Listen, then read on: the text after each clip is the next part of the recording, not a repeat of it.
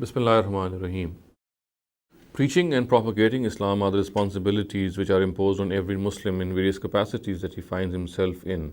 Now, there is this issue which comes up often between common Muslims to whom the Quran says that in their own immediate atmosphere, in their own circle of authority, in their own circle of contact, they are liable to further the cause of good and to forbid evil. They should urge people to adopt good, and they should urge people to refrain from evil.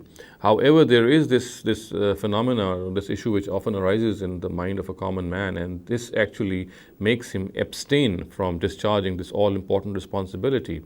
And the issue at hand is that whenever something wrong comes out of him, or for example, if he commits some sin, this makes him very frustrated and disappointed in his own self.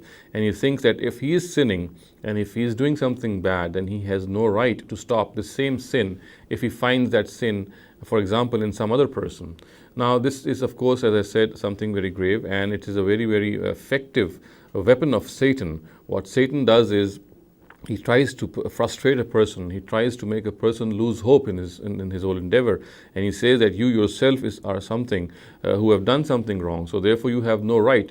You are not practicing what you're preaching. So therefore, if you're not practicing what you're preaching, you have no right to preach to others, because there is some wrong that you're committing yourself. Now, as I said, that this is something which we have to be very, very careful about. If Satan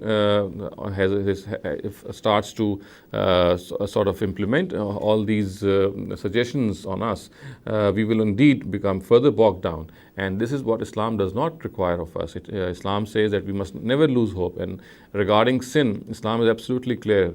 And the Quran explicitly says in Surah Nisa that if we commit a sin while being overcome and overwhelmed with emotions, and then we realize that and we seek repentance of God, seek forgiveness from God, the Almighty has said that He will forgive us at all costs. So therefore, in matters of sin, it is not the sin itself that is important. It is the fact that if you realize that you have committed a sin, you come out of that whole situation, and then you ask God's forgiveness. That's what matters in the eyes of God. So therefore, this is absolutely wrong that if a sin is committed by a person, then that sin should stop him from preaching this wrong thing to others. So because he would of course think that if he's not being able to practice that or refrain from that sin, then what right has he to perpetuate forbidding wrong or that sin in the lives of other people?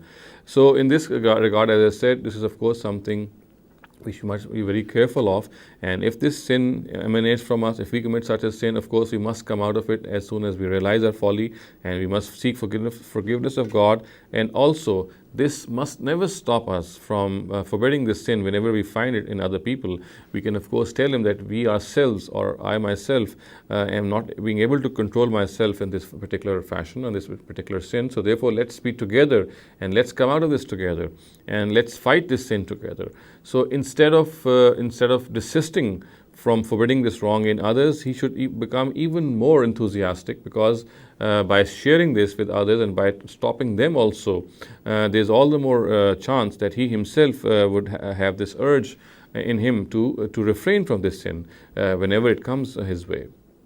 أقول قولي هذا واستغفر الله لي ولكم ولسائر المسلمين والمسلمات.